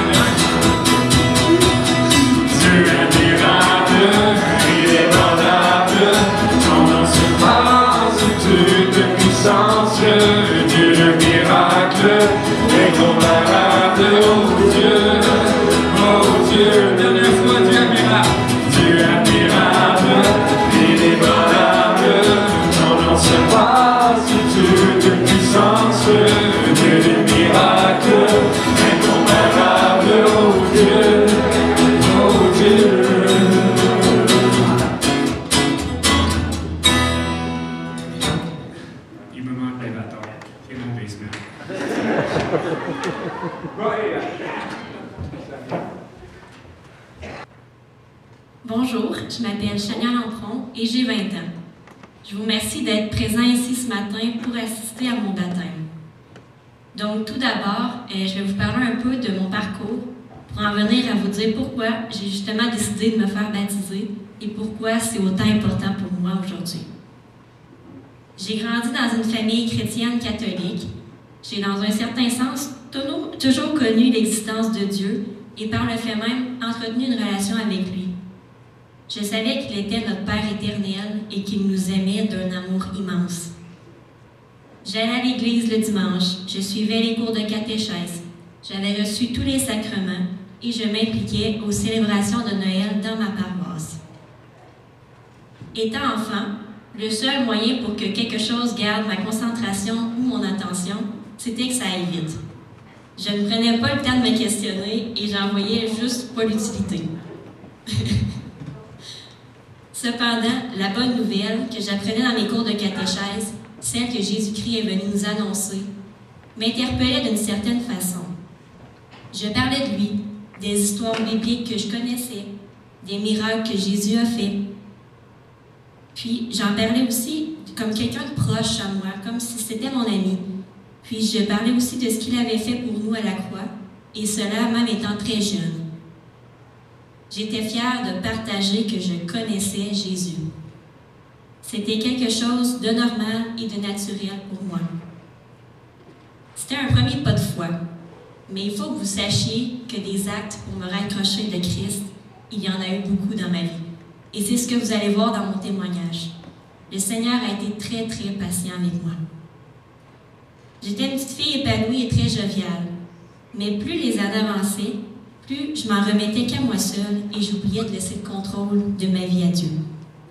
L'opinion des autres comptait beaucoup pour moi. Et j'avais un besoin d'être aimée. Besoin que j'essayais d'aller combler auprès de mes amis. Mais j'ai rapidement été déçue, car mon besoin n'était pas comblé. C'était une idole, dans un certain sens. J'essayais de plaire à tous et d'adopter leur opinion, tout en m'oubliant, et je finissais exclue quand même.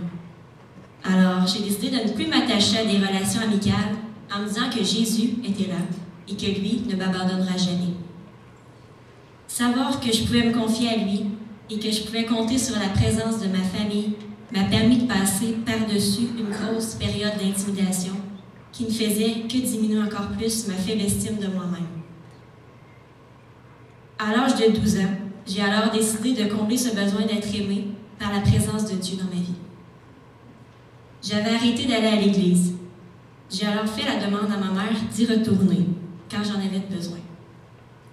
Je croyais qu'à ce moment-là, je venais de prendre une décision importante face à ma relation avec Dieu, mais c'est seulement plus tard, en prenant du recul sur la situation, que j'ai réalisé qu'il s'agissait encore une fois d'un pas de foi dans mon cheminement, où est-ce que je me suis rapprochée encore un peu plus de Dieu.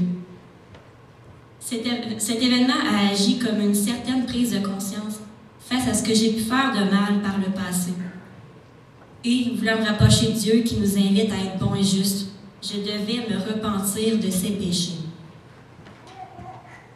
J'exposais constamment une nouvelle version de moi qui, je pensais, plairait davantage aux autres, car je fondais mon bonheur sur ce que le regard d'autrui pouvait penser de moi. Je me suis mise à louer Dieu par la musique, pour les grâces qu'il faisait dans ma vie. Je priais maintenant régulièrement et j'avais à cœur de poser des gestes concrets pour annoncer la bonne nouvelle de Christ. À travers les années, il m'a délivré de ma timidité et de ma grande peur de m'exprimer devant les autres par peur d'être jugée. J'étais maintenant en mesure, grâce à lui, de témoigner de mon parcours de vie, d'afficher que je suis chrétienne, quitte à en recevoir des commentaires désobligeants, et de saisir les occasions que j'avais pour donner à mon prochain. Je sentais un appel à évangéliser par la musique, appel que je ressens toujours aujourd'hui. Cependant, dans toutes les implications que j'avais et dans ma paroisse, je sentais que plusieurs aspects me portaient à questionnement et venaient me freiner. Ça m'empêchait d'avoir un certain zèle. Pourtant, quand on apprend une bonne nouvelle, on veut la partager à tout le monde. Pourquoi que ce n'était pas mon cas? Au fil des années, plus je devenais adulte, plus je vivais ma petite routine sans nécessairement changer quoi que ce soit. Puis bien qu'au secondaire, j'avais pris la décision d'être davantage solitaire pour ne pas être blessée à nouveau, en rentrant en collégial, mon cercle d'amis a rapidement grandi. Cependant, Chris m'a fait la joie d'avoir des super bonnes amies. Cependant, ce n'était pas pour dire que toutes mes nouvelles relations étaient saines pour moi. J'avais encore ce grand désir de plaire, d'être aimée des autres, de mes amis, des hommes, en essayant d'être parfaite, les meilleures notes scolaires, les beaux vêtements, le maquillage et j'en passe. Mais tout cela me faisait me glorifier moi-même, à la place de glorifier celui à qui ça aurait dû revenir, Dieu seul. Je comblais mon besoin d'être aimée par des choses futiles qui, au final, ne m'apportaient pas ce que je recherchais tant. Par ma nature d'aider autrui et de ne pas vouloir décevoir personne, je retombais dans le même scénario que j'avais vécu au primaire. J'étais entourée, encore une fois, de certaines relations amicales toxiques et j'ai pris plus d'1 an à le comprendre. J'ai dû renoncer à celle-ci. Ça n'a pas été facile, car je voyais cela comme une perte que j'étais en train de vivre. J'ai prié et Christ m'a fait comprendre que cette perte était nécessaire pour avancer.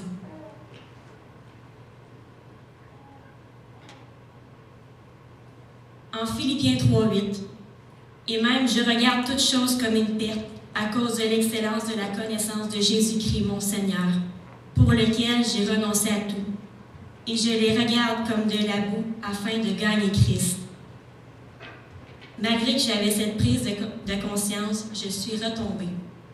Quand je dis qu'il a été patient avec moi, il a été très, très patient. J'étais impliquée émotionnellement. J'avais peur d'être seule de nouveau et de tout perdre. Mais plus ça allait, plus j'oubliais qui j'étais pour satisfaire les besoins de mes amis. Je me suis éloignée de Christ et j'ai fait comme les autres pour être acceptée. Je m'éloignais de ma famille également et de mes amis de longue date parce qu'ils désapprouvaient mes choix et je voulais juste pas les entendre. Ça a eu pour effet de me refermer sur moi-même, de contrôler tout toute seule en pensant que j'y arriverais.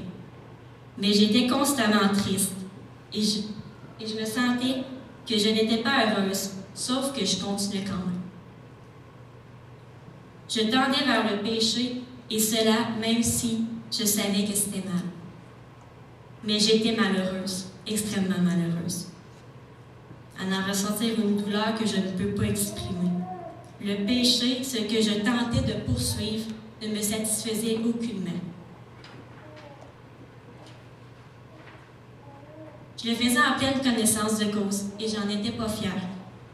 Je laissais les désirs de ma chair prendre le dessus parce que, et oui, les relations amoureuses s'en sont mêlées, au détriment de mes convictions profondes pour plaire aux gars.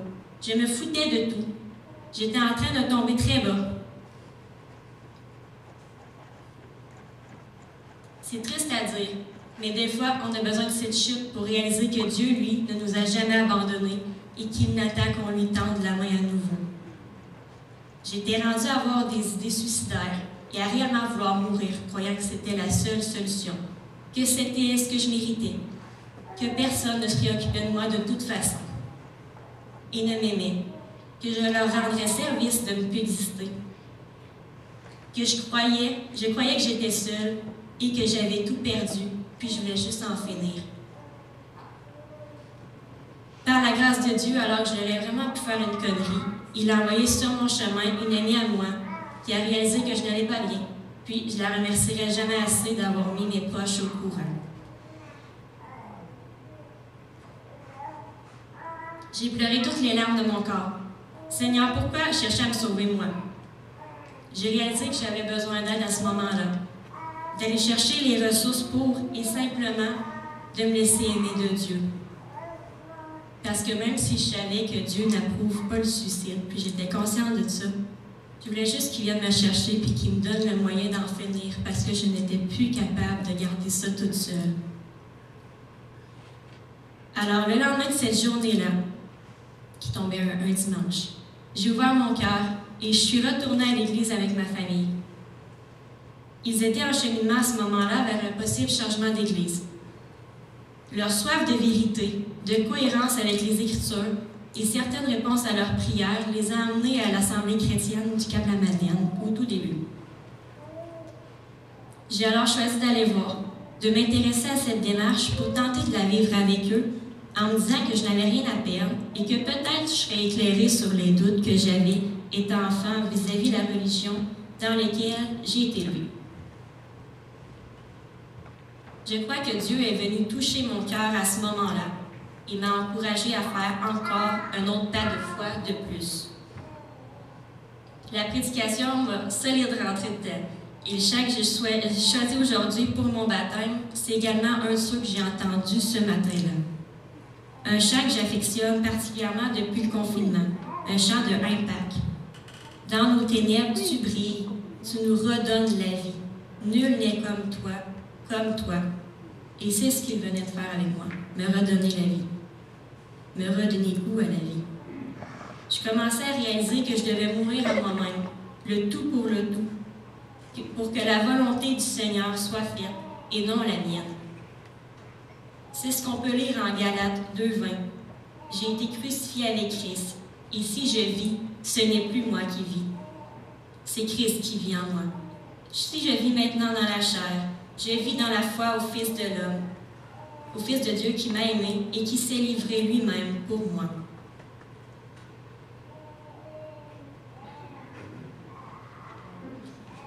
Puis, toutes les choses qui me semblaient impossibles à réaliser et toute cette pression que je m'infligeais venaient de tomber.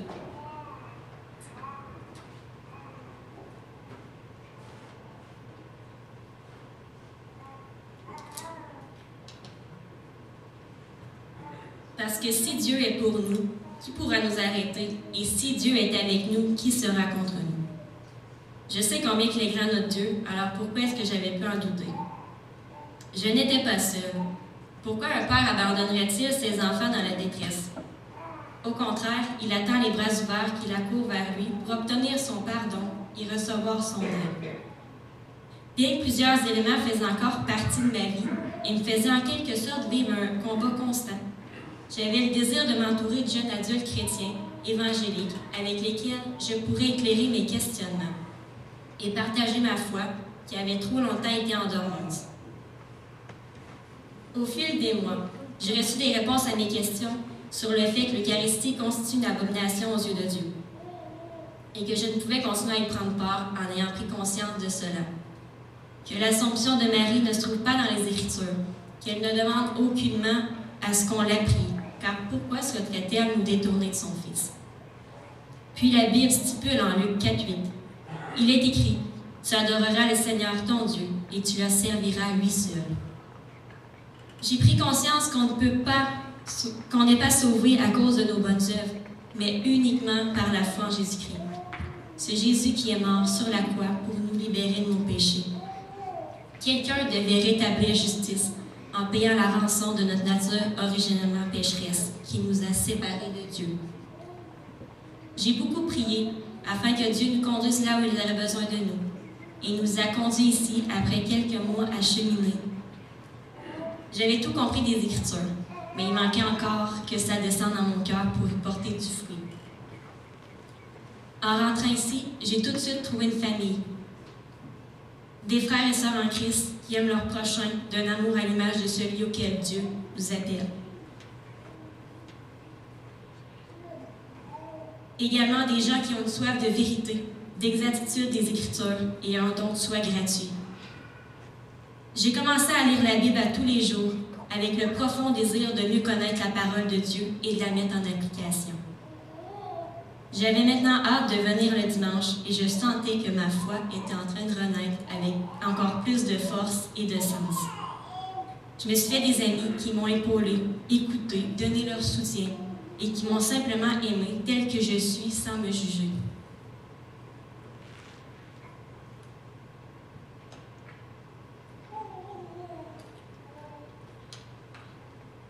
Sauf que j'avais un pied dans ma vie chrétienne et un pied dans le monde. Mais je savais que je devais suivre Christ. Plusieurs de mes désirs et mes actes étaient alors en contradiction. Puis, bien que je parlais davantage de ce que je vivais, je restais tout de même un livre fermé et je disais laisser le contrôle de ma vie à Dieu. Mais je ne lui laissais pas complètement. J'avais du mal à renoncer à certaines choses et je souhaitais tout garder. Mais je suis une tête dure, déterminée et persévérante. Pour comprendre, je devais frapper un mur.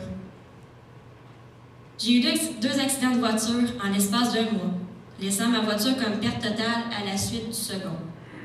Je vois mon premier accident comme un avertissement, si on pourrait dire, car il était mineur. Cependant, au second, j'ai tellement eu peur de mourir. Je n'étais pas certaine d'être sauvée. Et si ce n'était pas le cas, c'est en enfer que je m'en allais.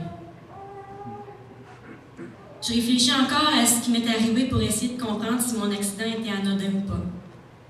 Je n'ai pas la réponse, mais je crois que Dieu a essayé de me faire comprendre qu'en continuant dans cette direction, c'est-à-dire à vouloir renoncer à rien, je me tuerais à petit feu. Je n'ai aucune explication à vous donner, si c'est que Dieu m'a sauvée et m'a protégée, car je m'en suis sortie avec rien du tout, alors que ça n'aurait pas dû être le cas. C'est un miracle. À partir de ce moment, j'ai réalisé le cadeau que j'avais encore d'être en vie, mais surtout de connaître Christ.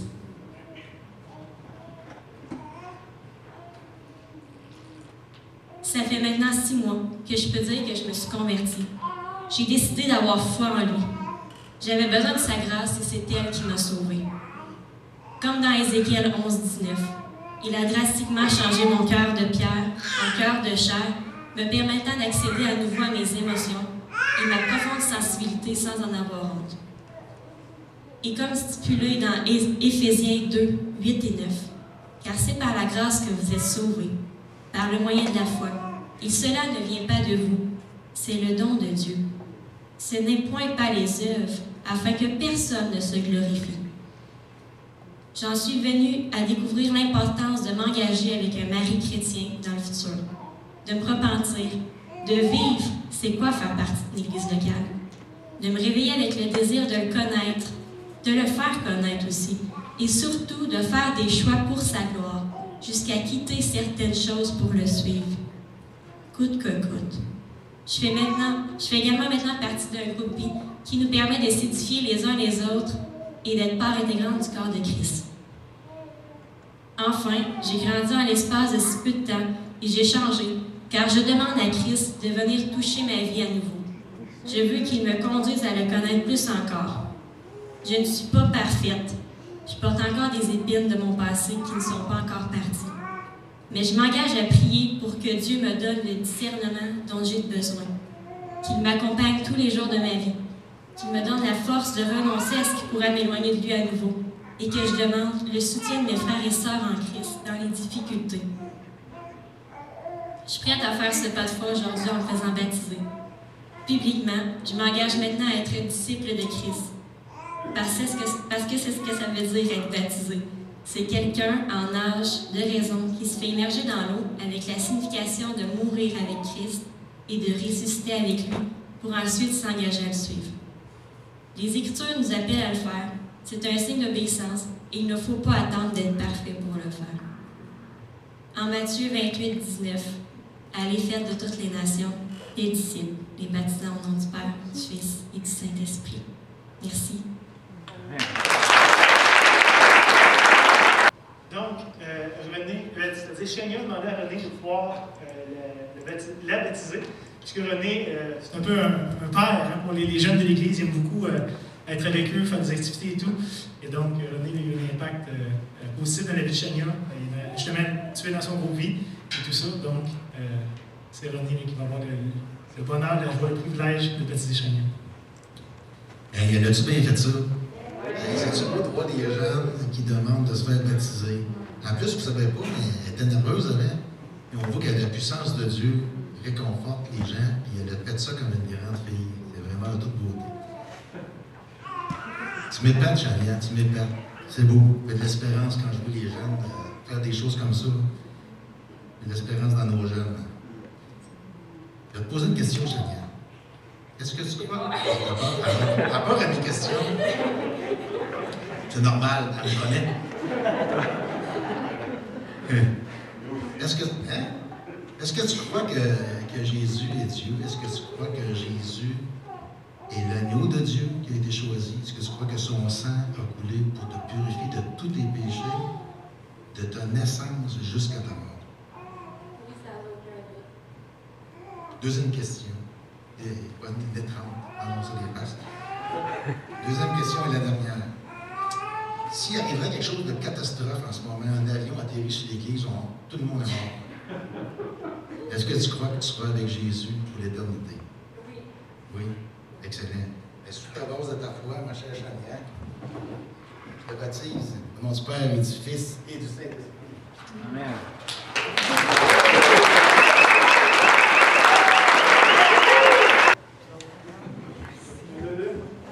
Ça marche? Donc, je vous avais dit que je reviendrai après pour juste expliquer ce que vous avez vu. Le temps est déjà passé ce matin. Nos baptisés voulaient expliquer en détail les différents éléments de leur vie. Et dans un sens, je n'ai pas besoin de rien rajouter, parce que l'essentiel était déjà là. Ce que j'aimerais peut-être simplement faire, et chacun, je pense, a bien terminé là-dessus, ce que représente le baptême. Vous savez, on est des êtres physiques, on n'est pas des esprits, on n'est pas des êtres spirituels. On a un aspect physique, et Dieu voulant s'adapter à nous laisse des signes qui sont physiques. Que ce soit la communion, prendre des éléments physiques du pain qui nous rappellent une réalité. C'est pas plus vrai parce qu'on le fait, mais ça nous aide à se rappeler, ça nous aide à rendre ça concret, accessible pour nous. Et le baptême, c'est aussi un signe qui nous aide à réaliser. Ce qui s'est passé dans leur vie est invisible. C'est dans leur cœur, c'est dans leur être intérieur. On ne peut pas voir ça. On peut entendre leur confession. On peut voir le fait qu'ils s'associent à Christ d'une manière concrète, de par leur ensevelissement avec lui et leur résurrection dans un sens, la nouveauté de vie, lorsqu'ils sont ressortis du baptistère. On aurait pu en parler plus en détail, si ça vous intéresse, sentez-vous bien à l'aise de venir me voir. J'aimerais tout simplement vous envoyer ce matin avec une commission comme on fait d'habitude. Et ça se trouve évidemment à Matthieu chapitre 28, où Jésus lui-même, ressuscité avec tout pouvoir, toute autorité, va dire à son peuple, à ses apôtres directement, mais à tous ceux qui allaient croire son nom, faites de toutes les nations des disciples. Et baptisez au nom du Père, du Fils et du Saint-Esprit, enseignez-leur à observer tout ce que je vous ai prescrit. Il y a cette promesse qui vient de la part de Jésus, et voici, je suis avec vous tous les jours jusqu'à la fin du monde. Et c'est ce que vous êtes aussi appelés à faire. Il y a des gens, comme on a entendu ce matin, qui avaient besoin d'entendre, qui ont un espoir. Et donc, il y en a 4 qui ont trouvé cet espoir, il y en a d'autres qui ont besoin d'entendre et de le trouver aussi. Donc, allez, et selon le commandement de Christ, annoncez cette bonne nouvelle qui est rétablie, qui amène la restauration de Dieu. Donc, passez une bonne semaine. Merci d'avoir été là ce matin. Et pour les membres, je vous rappelle, une réunion de membres à 1h cet après-midi. Donc, arrivez à l'heure si vous voulez être là pour le tout début. J'espère que le Seigneur vous bénisse.